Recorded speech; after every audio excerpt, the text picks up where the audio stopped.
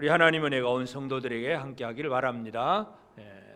하나님은 이 이사야를 통해서 이제 40장부터는 이 이스라엘 유다가 회복될 그러한 하나님의 은혜를 얘기하면서 제일 첫 번째 우리가 지난주에 너희는 내 백성을 위로하라 하는 말씀을 살펴보았습니다.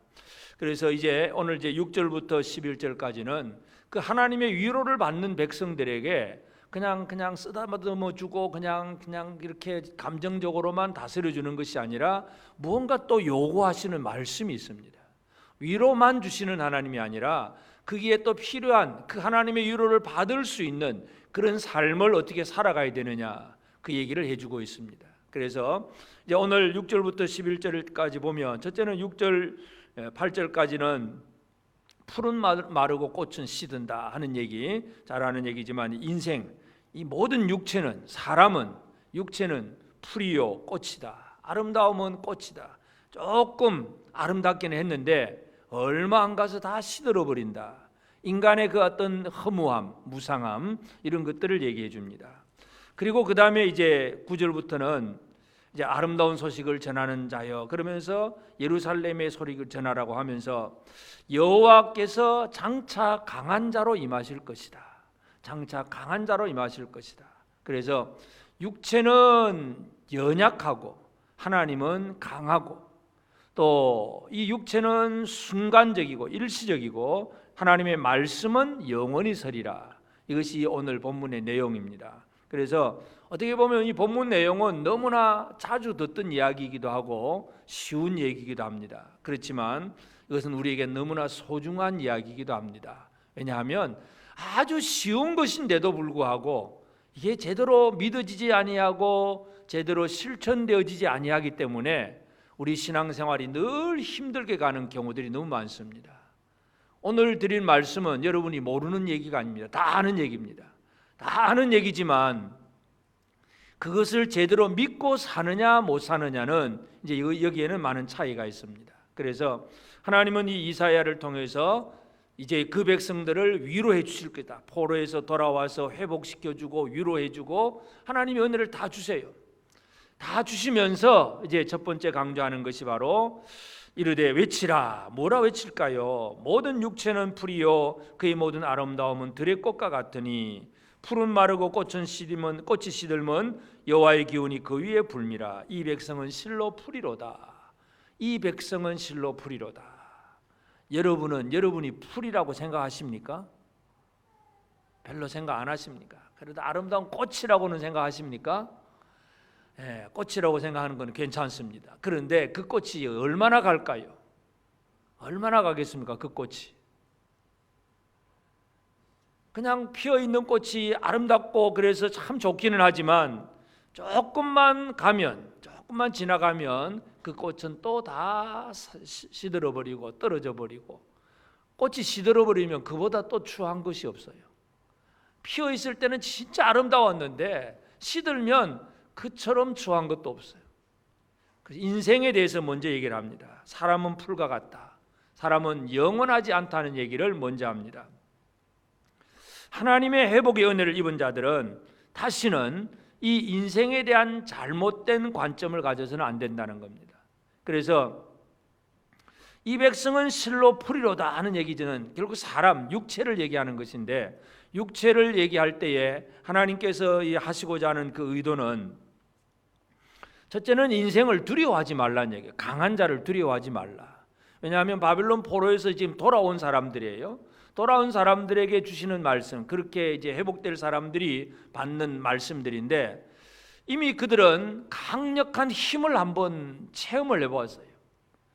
그들의 그 힘에 눌려서 포로가 되어보고, 그 힘에 눌려서 노예가 되고, 그 힘에 눌려서 내게 있는 모든 걸 다 빼앗겼던 사람들이에요.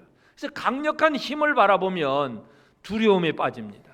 이게 이제 첫 번째 잘못은 인생을, 사람을 두려워하는 것.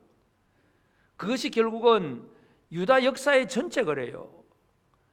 이 유다가 멸망당하기 전에도 아수르를 의지하느냐 아니면 남쪽 애굽을 의지하느냐, 어디를 의지하고 살아가야 되냐, 위의 것이 힘들면 다른 사람을 또 도와서 그냥 그들의 힘을 의지해서 이겨보려고 하고 늘 두려움 속에 사는 거예요. 그래서 그 두려움을 이길 방법을 또 다른 인생을 의지하는 것, 이것이 바로 이스라엘 유다의 멸망의 역사입니다. 사람이 망하는 역사는 바로 그것입니다.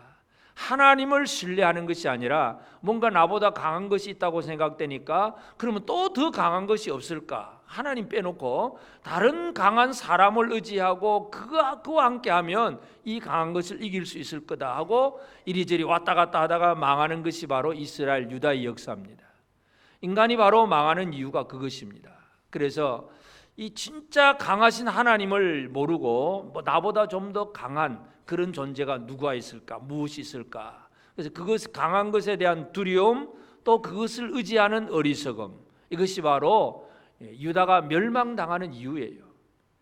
신약 성경에 이제 사도 베드로가 이 편지를 보내는데 사도 베드로전서 1장 24절 25절에 보면 그러므로 모든 육체는 풀과 같고 그 모든 영광은 풀의 꽃과 같으니 풀은 마르고 꽃은 떨어지되 오직 주의 말씀은 세세토록 있도다 하였으니 너에게 전한 복음이 곧 이 말씀이니라. 여러분, 베드로가 이 편지를 쓸 때에는 초대교회의 가장 환난과 박해가 심한 그때였습니다. 로마가 세계를 지배하면서 기독교를 아주 10대 박해를 하면서 예수 믿는 사람을 잡아 죽이고 박해하는, 그래서 예수 믿기가 너무너무 힘든 시대, 그 시대에 사도 베드로가 이사야가 전해준 이 말씀을 그대로 인용을 하면서 봐라, 이렇게 하지 않았느냐, 이렇게 하였으니 너에게 전한 복음이 곧 이 말씀이니라. 뭐가 복음입니까? 베드로가 그 고난받는 성도들에게 무엇을 전합니까? 바벨론, 그들이 아무리 강한 것 같아도 70년 만이면 끝났다. 로마가 아무리 강한 것 같아도 얼마 못 간다. 이게 바로 복음이잖아요. 고난받는 사람들에게는 그 고난과 박해를 주는 자들이 저렇게 강하고 센 것 같아도 저들이 얼마 못 간다. 이것이 고난받는 자들에게는 복음입니다. 그러니까 베드로는 고난받는 성도들, 교회를 향해서 이사야의 이 예언의 말씀을 그대로 인용을 하면서 모든 육체는 풀이고 들의 꽃과 같다. 이거는 금방 마른다. 그러니까 고난을 견디라는 얘기죠. 힘내라는 얘기고, 저런 거 두려워하지 말라라. 이게 바로 사도 베드로가 성도들에게 전해준 그런 내용입니다. 그래서 옛날에나 지금이나 똑같습니다. 믿음이 없는 사람들의 특징은 바로 눈에 보이는 인생을 의지하면서 그걸 두려워하거나 아니면 그 인간만을 의지하려고 하는 것, 이게 바로 믿음이 없는 사람들의 얘기입니다. 그래서 하여튼 이사야 선지자는 앞으로 유다가 회복이 될 것이니까 이 회복되는 사람들은 이 얘기를 들어야 된다. 모든 육체는 들의 꽃과 같다, 풀과 같다. 꽃이 아름답긴 하지만 금방 말라버리고 시들어버리고 떨어지면 아무것도 없다. 그래서 인간 중심의 삶을 살아서는 안 된다는 것을 얘기를 합니다. 그러면서 이제 8절 뒤에 보면 풀은 마르고 꽃은 시드나 우리 하나님의 말씀은 영원히 서리라. 결국은 이 영원한 것이 뭐냐 이거예요. 인생은 결코 영원하지 않습니다.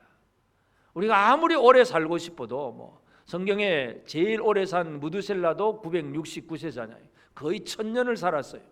그러나 그도 그 육체로는 영원한 것이 아닙니다. 우리 인간의 육체는 요즘은 평균 수명이 좀 많이 늘어서 80, 90도 그렇게 쉽게 살지만, 그러나 그것이 또 영원한 것은 결코 아니에요. 그런데 무엇이 영원하다 그럽니까? 말씀은 영원하다. 육체는 그냥 꽃과 같이 활짝 피어서 참 멋있어 보이긴 했는데 얼마 가지 않아서 다 시들어버린데, 오직 여호와의 말씀은 영원하다. 말씀은 영원하고 말씀은 불변하고, 그리고 그 말씀의 효력은 항상 적용이 되는 것이 바로 이 하나님의 말씀입니다. 우리가 성경을 읽고 하나님의 말씀을 들을 때에 이 말씀이 불변하고 말씀이 영원하다는 사실을 다시 한번 확인하면서 이 말씀을 들어야 됩니다. 오늘도 듣는 얘기, 옛날에도 들었던 얘기 그냥 대수롭지 않게 넘어가 버리면 이 말씀의 가치를 잃어버리게 되면 이 영원한 말씀에서 나오는 하나님의 은혜를 제대로 누릴 수가 없습니다. 이스라엘이 이제 가나안 땅 들어가기 전에 광야에 있을 때 모압 임금 발락이 발람 선지자를 초청을 해가지고 이스라엘 좀 저주를 좀 해달라 그러잖아요. 그러니까 발람이 저주를 하려고 해도 하나님이 발람에게 너는 절대로 내가 하지 말라고 하는 말을 해서는 안 된다. 이스라엘을 저주해서는 안 된다. 그래서 발람이 저주를 할 수가 없어요. 그냥 저주해달라 해서 가서 제단 쌓고 뭔가 하는 것 같이 흉내를 내는데 이스라엘을 향해서 저주를 할 수 없는데, 그 발람이 하는 말 중에 유명한 말이 민수기 23장 19절에 보면 하나님은 사람이 아니시니 거짓말을 하지 않으시고 인생이 아니시니 후회가 없으시도다. 어찌 그 말씀하신 말을 행하지 않으시며 하신 말씀을 실행하지 않으시랴. 여러분, 이 말씀이 해답이 다 들어있어요. 하나님은 인생이 아니세요. 하나님과 인생, 하나님과 인간을 비교를 해놓고 보면 어떻습니까? 하나님은 거짓말이 없습니다. 말씀하신 대로 그대로 행하십니다. 하나님은 후회가 없으십니다. 하신 대로 다 이루시기 때문에 후회가 없으십니다. 그리고 말씀하신 바를 어찌 그 말씀하신 바를 행하지 않으시며 하신 말씀을 실행하지 않으시랴. 하나님 한번 말씀하셨으면 그대로 이루신다는 거예요. 이것이 바로 인생이 아닌 하나님이라는 얘기입니다. 하나님은 말씀하신 것을 그대로 이루시는 하나님이십니다. 우리는 사람들은 어떻습니까? 오늘 이 얘기 해놓고 내일이면 또 싹 바뀝니다. 막 전에는 이런저런 아주 멋있는 얘기를 해놨는데 또 시간 지나면 또 바뀌어버립니다. 인생이 그렇습니다. 요즘도 이제 청문회 끝났지만 하여튼 그런 것 계속 들려오는 얘기가 뭐예요? 인생 얘기. 아이고, 거짓말, 또 위증, 또 좋은 말 했는데 그게 또 자기한테는 적용이 또 안 되고 남한테만 적용이 되고, 하여튼 참 인간의 모습들, TV에서 나오는 건데 좀 인간의 모습. 그런데 사람들은 그 인간이 좋다고 막 한쪽에서는 좋다 그러고 한쪽에서는 싫다 그러고 막 너무 이 인간 중심의 생각들이 너무 많아요. 하나님 없는 사람들이 얘기잖아요. 성경은 인생과 하나님을 비교해주고 있습니다. 하나님은 거짓말이 없고 후회가 없으시고 말씀하신 것을 그대로 이루시는 분이 바로 하나님이십니다. 그래서 이 이사야는 이 하나님의 은혜를 힘입을 하나님의 백성들에게 제일 중요한 것이 뭐냐? 영원하신 말씀. 말씀은 옛날에 있다가 없어지는 것이 아니라 영원토록 존재하고 영원토록 그 효력을 발휘하는 말씀이기 때문에 그 말씀을 붙들고 사는 것이 진짜 복이라는 것을 분명히 강조해 주고 있습니다. 그래서 사람은 어떤 말도 영원하지 못하지만 하나님의 말씀은 말씀하신 대로 모든 것을 이루신다는 사실을 기억해야 됩니다. 그러면서 그리고 이제 10절에서는 보라, 주 여호와께서 장차 강한 자로 임하실 것이요. 여호와께서 강한 자로 임하실 것이다. 그러니까 이 바벨론에서 회복된 백성들에게 아직 나라도 없고 그 바벨론 70년 포로 생활에서 되돌아왔어도 뭔가 나라가 완성되나 그런 얘기가 없어요. 성전은 짓고 성벽은 지어도 이 나라는 여전히 그 페르시아 제국의 통치를 받는 그런 나라가 되거든요. 그러니까 아직까지 그들에게 있어서는 나라의 완성이 없어요. 그런데 어떤 약속이 주어지느냐 하면 여호와께서 장차 강한 자로 임하실 것이다. 여호와 하나님이 임하실 것이다. 강한 자로 임하실 것이다. 진짜 강한 게 뭐냐? 강함과 연약함을 또 비교합니다. 들의 풀, 꽃, 아름다운 것 같아도 강함은 없습니다. 그런데 하나님께서 강한 자로 임하신다는 것을 분명히 강조합니다. 그 강한 자가 누구냐 하는 건 우리가 이미 해답을 잘 알고 있습니다. 바로 예수 그리스도라는 것. 히브리서 1장 2절 3절에 보면 이 모든 날 마지막에는 아들을 통하여 우리에게 말씀하셨으니 이 아들을 만유의 상속자로 세우시고 또 그로 말미암아 모든 세계를 지으셨느니라. 이는 하나님의 영광의 광채시요 그 본체의 형상이시라. 그의 능력의 말씀으로 만물을 붙드시며 죄를 정결하게 하는 일을 하시고 높은 곳에 계신 지극히 크신 이의 우편에 앉으셨느니라.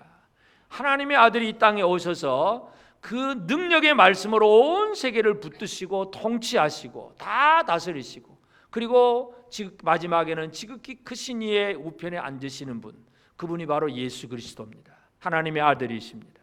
그래서 지금 이사야가 장차 주 여호와께서 강한 자로 임하실 것이다 하는 얘기는 하나님의 아들이 이 땅에 나타날 것에 대한 분명한 예언이기도 합니다. 예수는 세상을 창조하신 분입니다. 그리고 예수는 지금도 세상을 붙들고 계시는 분이십니다. 예수는 지금도 우리의 교회의 머리가 되어서 우리를 붙들고 계시는 분이십니다. 우리는 먼 하늘나라에 있는 그냥 나하고 멀리 떨어져 있는 그 예수 믿는 게 아니라 지금도 나를 통치하고 계시는 그 예수를 믿는다는 사실을 기억을 해야 됩니다. 강한 자로 임하시는다는 것. 강한 자는 임해서 뭘 합니까? 친히 그의 팔로 다스리실 것이라. 보라, 상급이 그에게 있고 보응이 그의 앞에 있으며. 상급과 보응이 뭐예요? 누구한테 상을 줍니까? 누구한테? 잘한 자에게 상 주고, 보응은 잘못하면 보응 벌 받고. 이 장차 강한 자로 임하실 예수 그리스도가 이 세상을 심판을 하시는 거예요. 그래서 그 앞에 상급이 있고 그 앞에 보응이 있다는 것입니다.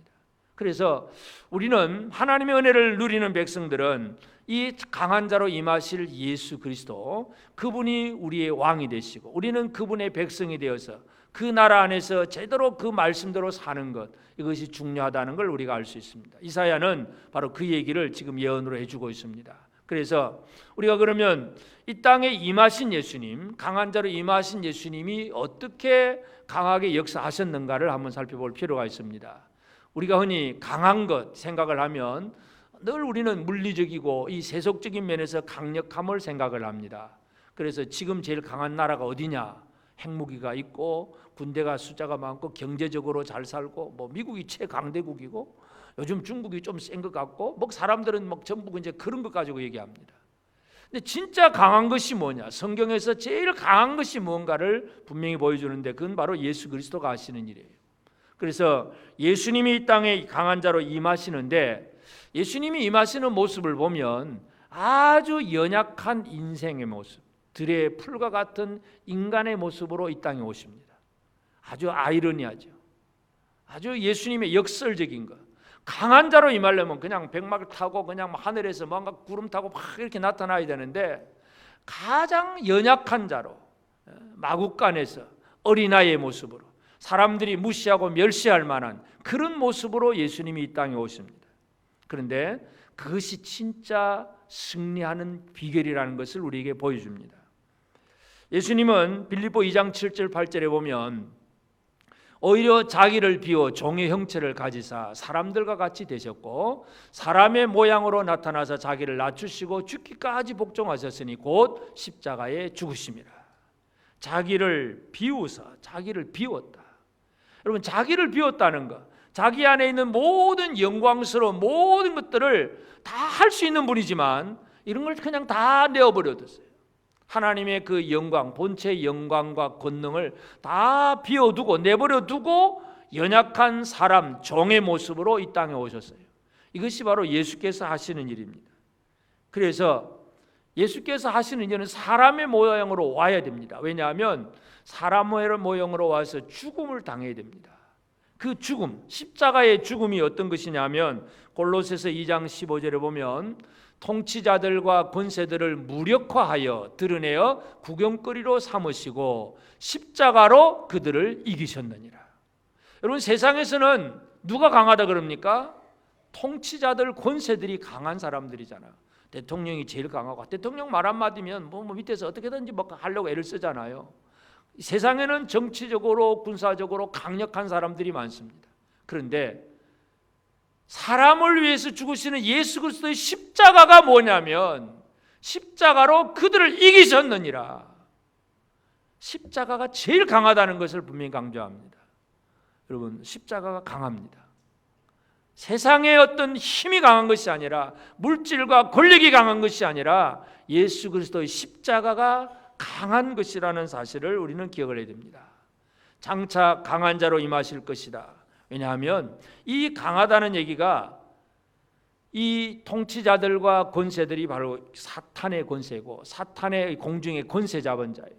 사람들에게 사망을 가져다주는, 죽음을 가져다주는 그 권세가 바로 사탄인데 그 사탄의 권세를 이기는 것이 바로 십자가로 이기는 것입니다. 그래서 사람들은 죽인다 하는 말을 두려워하지만 예수님은 죽음을 당하셔서 부활하심으로 오히려 사탄을 이겼습니다. 그러므로 가장 강한 것이 무엇인가 하는 걸 우리가 이해해야 됩니다. 가장 강하다는 것은 바로 생명입니다. 그래서 예수 그리스도는 이 땅에 오셔서 가장 연약한 존재로 모습을 드러내셨지만, 그리고 십자가에 죽기까지 복종하시잖아요. 죽음을 당하신 거예요. 그래서 이게 완전히 망하는 모습이고 참 세상에 보잘것없는 모습인데, 그러나 그것이 오히려 사탄을 이기는 것이라고 분명히 강조합니다. 예수님이 이 땅에 오신 것은 말씀이 영원히 서리라고 하잖아요. 그래서 그 말씀을, 하나님의 말씀이 영원하다는 것을 늘 보여주세요. 예수님의 사역 전체를 우리가 다 얘기할 수 없지만, 예수님의 사역을 보면 첫째는 사역의 시작부터 광야에서 시험을 받았을 때 시험하는 자가 와서 뭐 이것저것 시험을 하잖아요. 그때 예수님이 모든 시험을 어떻게 이깁니까? 기록되었으되. 하나님의 말씀을 가지고 그 모든 시험들을 이겨나갑니다. 말씀이 진짜 강하다는 것을 보여주시는 거예요. 예수님께서 또 모든 말씀을 가르치던 어떤 사역을 하시던 그 모든 성경을 보면 성경에 여러 군데서 강조하는 것이 뭐냐 하면 그 하나님의 말씀을 응하게 하려 하심이더라. 이거는 예언의 어떠한 말씀을 응하게 한다. 이것은 이 어떤 구약의 예언의 말씀을 성취하는 것이다. 복음서에 보면 그런 기록들이 아주 많이 나옵니다. 그러니까 예수님은 이 땅에 어떻게 열심히 하셨느냐? 기록된 말씀이 이루어지도록 열심히 하신 거예요. 말씀이 영원하다는 것을 예수님은 분명히 보여주셨습니다. 시험하는 자에게 분명히 대답하는 것은 기록되었으되, 마태복음 4장 4절에 기록되었으되. 하나님 말씀 가지고 이기고, 이 기록에 사람이 떡으로만 사는 것이 아니라 하나님의 입으로부터 나오는 모든 말씀으로 살 것이다. 말씀이 우리의 삶이라는 것을 분명히 강조를 해줍니다. 그리고 마지막 사역을 마치고 이제 부활하신 다음에, 부활하신 예수님은 제자들을 또 모아놓고 그런 말씀을 하세요. 누가복음 24장 44절에 보면 또 이르시되 내가 너희와 함께 있을 때 너희에게 말한 바 곧 모세 율법과 선지자의 글과 시편에 나를 가리켜 기록된 모든 것이 이루어져야 하리라 한 말이 이것이다. 예수님의 부활하심을 가지고, 자, 구약의 모든 선지자와 그 예언의 모든 말씀들은 나를 가리키는 말인데 그것이 이루어져야 하리라. 예수 그리스도의 부활로 그 모든 것이 이루어지는 것입니다. 예수님은 하나님의 말씀이 영원하다는 것을 몸으로 보여주신 분입니다. 우리는 말씀대로 산다고 애를 쓰긴 하지만 참 우리가 삶을 통해서 하나님 말씀을 제대로 드러내는 일이 그리 쉽지는 않습니다. 그러나 예수 그리스도는 하나님의 말씀의 영원함을 몸으로 다 실천하고 보여주셨다는 걸 알 수가 있고, 그래서 우리는 예수를 통해서 하나님의 말씀이 영원하다는 것, 그러한 분명한 증거를 가질 수가 있습니다. 그리고 예수님께서 얼마나 강한 자로 임하셨느냐. 예수님이 강한 자로 임하신 것, 예수님이 사람이 되셨기 때문에 사람들은 예수를 강한 자로 생각을 하지 않습니다. 30살까지 집에서 몫으로 일을 했기 때문에, 특별히 예수님 고향 사람들은 예수님이 전도를 시작하고 뭐 병자 고치고 막 그런 이적을 보면서도 고향 사람들이 예수를 잘 영접을 안 합니다. 저 목수의 아들인데, 목수의 아들, 저 어머니는 마리아하고 동생들 전부 우리하고 같이 있는데, 그러면서 예수를 영접을 안 해요. 그러나 예수는 그 가르침과 여러 가지 많은 표적들을 통해서 권위 있는 그러한 가르침이라는 것을 사람들에게 보여줍니다. 그 중에 핵심이 아까 말씀드린 대로 십자가를 통하여 승리하는 거예요. 히브리서 2장 14절에도 보면 자녀들은 혈과 육에 속하였음에 그도 또한 같은 모양으로 혈과 육을 함께 지니심은 죽음을 통하여 죽음의 세력을 잡은 자 곧 마귀를 멸하시며, 죽음을 통하여, 십자가의 죽음을 통하여 죽음의 세력을 잡은 자 마귀를 멸하시는 것이 바로 예수님의 강하심입니다. 여러분, 우리는 예수의 강하심이 무엇인가를 다시 한번 잘 기억을 해야 됩니다. 왜냐하면 이 세상에 어떤 뭔가 힘 있다고 생각되는 정치적인 거 아니면 군사적인 거, 이거 강력한 거, 그거 가지고 우리 큰일 났다, 우리는 안 된다, 못한다, 늘 그런 식으로 많이 살잖아요. 지금도. 여러분 그렇게 안 사십니까? 나는 내 육체가 너무 병들어서 나 못 살겠다, 건강한 사람 얼마나 좋을꼬. 건강한 사람들이 강해 보인 것 같고, 가난한 분들은 어떠해요? 저 부자들이 더 강한 것 같이 보이고, 권력 한 자리에 없는 사람은 권력 가진 자가 강한 것 같이 보이고, 그래서 늘 그걸 소망하고 동경하고 나도 그렇게 돼야 될 건데 늘 그냥 그것이 목적이 되어 이뤘어요. 목적이. 진짜 강함이 무엇인가를 아직 잃어버리고 살고 있습니다. 진짜 강함이 무엇입니까? 사망의 권세를 깨뜨리는 것입니다. 여러분, 사탄이 아무리 강력한 그 사망의 권세를 가지고 와도 예수님의 십자가와 부활을 통해서 마귀를 멸하시며, 이것이 바로 진짜 강력함입니다. 오늘 우리는 이 은혜 가운데 살고 있습니다. 아멘 하기 싫으시는 거예요. 하나님은 강한 자로 임하신다고 예언하셨고, 예수 그리스도가 이 땅에 오셔서 나를 위하여 죽으시고, 내가 죽어야 되는데 나를 위해 대신 죽으시고 사망의 권세, 사탄을 멸하신 분이 바로 예수 그리스도입니다. 이분이 내 주님이라는 얘기예요. 이분이 내 왕이라는 얘기예요. 이분과 같이 살아간다는 게 얼마나 귀한 일인가. 우리가 이것을 늘 기억하며 살아야 됩니다. 예수 그리스도는 이 이사야의 예언대로 장차 강한 자로 임하셨습니다. 그래서 이제 우리는 이 예수님의 통치를 받는 하나님 나라 백성으로서 우리가 제대로 살아가야 됩니다. 그래서 하나님 나라 백성은 첫째는 이 영원하지 않은 것, 좀 있다가 많은 그런 영원하지 않는 것들을 의지하는 그런 어리석은 자가 되어서는 안 됩니다. 여러분, 이 얘기는 오늘도 드리는 말씀이지만 얼마 있다가 또 들을 수도 있습니다. 왜냐하면 이사야서도 보면 이사야 2장 22절에 이런 말씀을 이미 한번 했어요. 2장 22절에 보면 너희는 인생을 의지하지 말라. 그의 호흡은 코에 있나니 샘할 가치가 어디 있느냐. 이사야가 아하스 왕 때 이미 얘기했어요. 야, 여러분, 너희들은 인생을 의지하지 마라. 그 호흡은 코에 있다. 샘할 가치가 어디 있느냐. 저 아수르 그리고 뭐 북이스라엘 아람 뭐 이런 거 가지고 고민하지 말아라. 하나님 살아계시지 않느냐. 이사야가 그렇게 얘기를 했어요. 그런데 그들이 제대로 듣습니까? 안 듣습니까?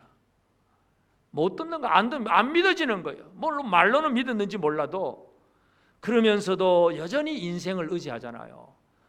저 북쪽 아수르가 쳐들어옵니다. 어떻게 할까요? 남쪽 애굽에 가서 도움을 요청합시다. 늘 이 얘기. 인생을 의지하지 말라. 그의 호흡은 코에 있나니 샘할 가치가 어디 있느냐. 한번 얘기를 했어요. 그런데 안 들어서 망했어요.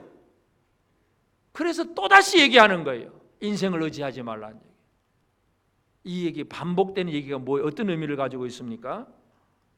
잘 안 듣는다는 얘기죠. 아무리 설교를 해도 오늘 아멘 하긴 하고 고개를 끄덕거리긴 했는데도 집에 돌아가서는 또 잊어버린다는 얘기예요. 그러니까 또 이 얘기 또 들어야 돼. 또 이게 지금 유다 백성들 얘기가 아마 우리 얘기일 수도 있습니다. 여러분, 옛날에 들었던 하나님 말씀으로 완벽하게 변화된 삶을 사십니까? 듣기는 들었는데 여전히 또 인생을 의지하며 살고 계십니까? 우리 비슷하잖아요. 우리 이스라엘이나 유다나 지금 우리나 똑같아. 설교 듣긴 들었는데 그래 아멘 아멘 하긴 했는데 돌아서서는 여전히 인생을 의지하고 있어요. 두렵기도 하고 사람을 의지하고 하나님을 다 잊어버린 생활들. 이게 바로 지금 이사야 40장에서 강조하는 내용이에요. 늘 실패하는 역사를 가진 그 이스라엘 역사들처럼 우리도 지금도 이런 실패를 가지고 있어요. 다시 한번 반복해서 말씀드립니다. 또 말씀드릴 거예요. 인생을 의지하지 말라. 여러분, 옆 사람에게 한 번 더 확인시켜 주십시다. 인생을 의지하지 맙시다. 인생을 의지하지 말라는 얘는 인간의 힘, 권력이라든지 어떤 물질의 힘이라든지 또 어떤 지적인 학력, 지적인 힘이라든지 그래서 나보다 그런 게 뛰어나면 내가 그를 의지하고 싶고 또 내가 그보다 못하면 확 주눅이 들어서 낙심이 되고 좀 내가 남보다 낫다고 싶으면 어깨가 으쓱해지고 교만해지고 전부 그거 의지하는 사람들이 그 얘기예요. 여러분, 남보다 좀 많이 가진들, 적게 가진들 그게 무슨 의미가 있습니까? 하나님 앞에 어떻게 살아가느냐가 중요해요. 인생을 의지하지 않는 그러한 사람들이 되어져야 됩니다. 그리고 우리는 이 영원한 하나님의 말씀을 의지해야 돼요. 우리가 붙들어야 될 것은 하나님의 말씀밖에 없습니다. 영원히 변하지 아니하고 효력이 있는 것은 오직 하나님의 말씀이에요. 여러분, 사람들은 우상을 많이 만들어 둡니다. 우리 우상을 만들어 놓고 그 앞에 가서 절을 합니다. 그럼 그 우상은 언제까지 갑니까?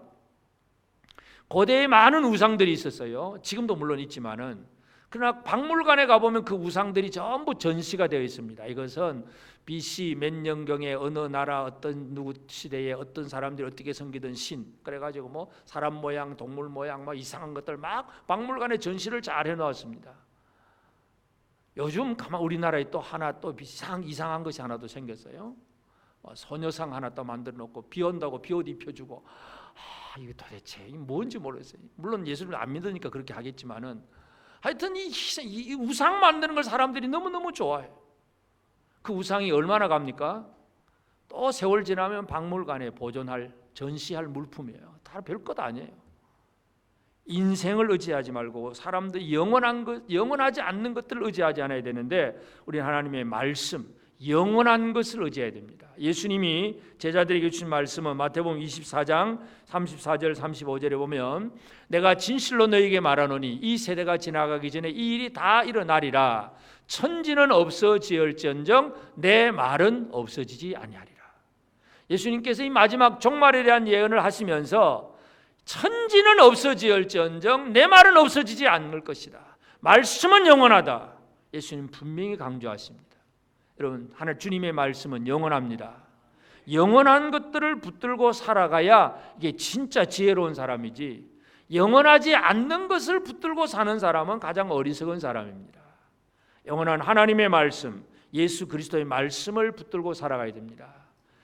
이 마태복음 24장에서 예수님 제자들에게 약속하신 말씀은 내 말이 없어지지 않을 것이다 하고 그 종말에 대한 예언을 하셨어요. 그래서 그 말씀 붙들고 살면 결론이 뭐냐 하면, 다시 오실 예수 그리스도를 재림하실 예수를 기쁨으로 영접한다는 얘기예요. 하늘나라 천국의 혼인잔치 신부로 참여하게 될 것이다. 이것이 바로 말씀을 붙든 자가 누리는 복입니다. 여러분, 영원한 말씀을 붙들면 주님이 재림하시는 그날의 기쁨으로 주님을 영접하게 됩니다. 이 말씀을 붙들고 사는 사람은 결코 실패가 없습니다. 우리는 세상 속에서 고난도 있고 힘든 일도 있긴 하겠지만 예수 그리스도를 마지막에 제대로 영접하는 이것이 인생의 성공입니다. 여러분, 이 인생을 성공하시기를 바랍니다. 세상 속에서 우리가 좀 높은 자리에 앉고 뭐 돈도 많이 벌고 그 참 누구 성공했다더라, 물론 그건 사람들이 생각하는 관점의 성공이고, 우리 성공은 다시 오실 주님을 기쁨으로 영접하는 것, 천국에서 예수 그리스도의 어린 양의 신부로서 혼인잔치에 참여하는 것, 이것이 우리 인생의 성공입니다. 이것은 말씀을 붙들고 이 말씀만 붙잡고 살아가는 사람이 누릴 수 있는 그러한 복입니다. 그리고 우리는 장차 강한 자로 임하실, 그래서 다스리시는 주님 앞에 우리가 어떻게 살아가야 됩니까? 예수님은 그 앞에 상급과 보응이 있다 그랬어요. 상급이 있고 보응이 있다. 상 받으려면 여러분 어떻게 해야 됩니까? 상 받으려면 어떻게 해야 됩니까? 요즘 흔히 하는 거 거짓으로 그냥 스펙 상장 하나 만들면 됩니까? 그게 아니잖아요. 상 받으려면 노력해 열심히 하는 수밖에 없습니다. 열심히 공부를 하든 뭔가를 하든 열심히 해서 인정을 받아야 상급이잖아요. 보응을 안 받으려면 어떻게 해야 됩니까? 간단하잖아요. 하여튼 하지 말라는 거 안 하고 하여튼 법대로 살아가야 보응을 안 받게 되는 거죠. 주님이 주시는 상급, 주님이 주시는 보응에 대해서 우리는 잘 기억을 해야 돼요. 이걸 잘 아는 사람이 바로 사도 바울입니다. 디모데후서 4장 7절 8절에 보면, 나는 선한 싸움을 싸우고 나의 달려갈 길을 마치고 믿음을 지켰으니 이제후로는 나를 위하여 의의 면류관이 예비되었으므로 주 곧 의로우신 재판장이 그날에 내게 주실 것이며 내게만 아니라 주의 나타나심을 사모하는 모든 자에게도니라. 달려갈 길을 마치고 선한 싸움을 싸우고 할 일을 열심히 다 했다는 얘기예요. 왜 그렇습니까? 뭘 바라보고 그렇게 열심히 했습니까? 그날에 주께서 뭘 주신다고요? 내게 의의 면류관을 주실 것이다. 그날에 의의 면류관을 내게 주실 것이기 때문에, 그 상급이 있기 때문에 온 힘을 다해서 열심을 다해서 달려갈 길을 달리고 싸우고 열심히 했다는 얘기예요. 이게 사도 바울의 고백입니다. 디모데에게 그 마지막 유언의 얘기이기도 합니다. 우리는 하나님 나라를 하는 나라 백성으로 살아가면서 주님이 우리를 통치하시면서 우리에게 주신 것이 바로 두 가지예요. 상급이냐 보응이냐, 상급이냐 보응이냐. 그래서 우리는 당연히 주의 은혜로 구원받은 사람들이 보응을 받을 일은 없지만, 그러나 상급을 받는다고 할 때는 열심을 낼 수밖에 없어요. 열심을 내는 거. 주님의 통치는 그렇습니다. 근데 사람들은 이 주님의 통치를 잘 안 받으려고 그래요. 그냥 눈에 보이는 인간 왕의 통치, 그것에는 관심이 있어요.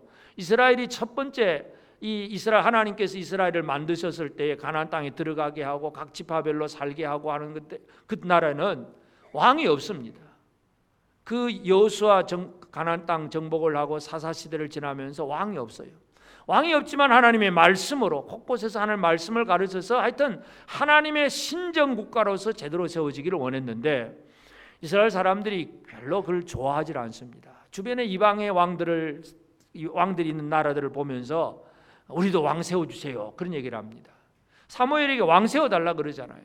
그때 하나님이 사무엘에게 주신 말씀이 뭐냐면 사무엘상 8장 7절에 여호와께서 사무엘에게 이르시되 백성이 내게 한 말을 다 들으라. 이는 그들이 너를 버림이 아니요 나를 버려 자기들의 왕이 되지 못하게 함이니라. 여러분, 이스라엘의 문제가 무엇입니까? 하나님을 버리는 것, 하나님을 나의 왕으로 여기지 않는 것, 눈에 보이는 어떤 특별한 어떤 좀 훌륭하고 큰 거인 족속 같은 위대한 무력이 있는 힘 있는 그런 왕을 바라고 눈에 보이지 않는 하나님을 왕으로 생각하지 않는 것, 이것이 바로 이스라엘의 실패의 출발점입니다. 여러분, 하나님은 보이지 않습니다. 눈에 보이는 위대한 사람들, 힘 있는 사람들은 우리 주변에 TV에 날마다 보입니다. 핵무기도 있고 경제력도 있고 뭔가 강한 사람들은 우리 눈에 잘 보입니다. 그런데 하나님은 안 보이세요. 누가 왕이십니까?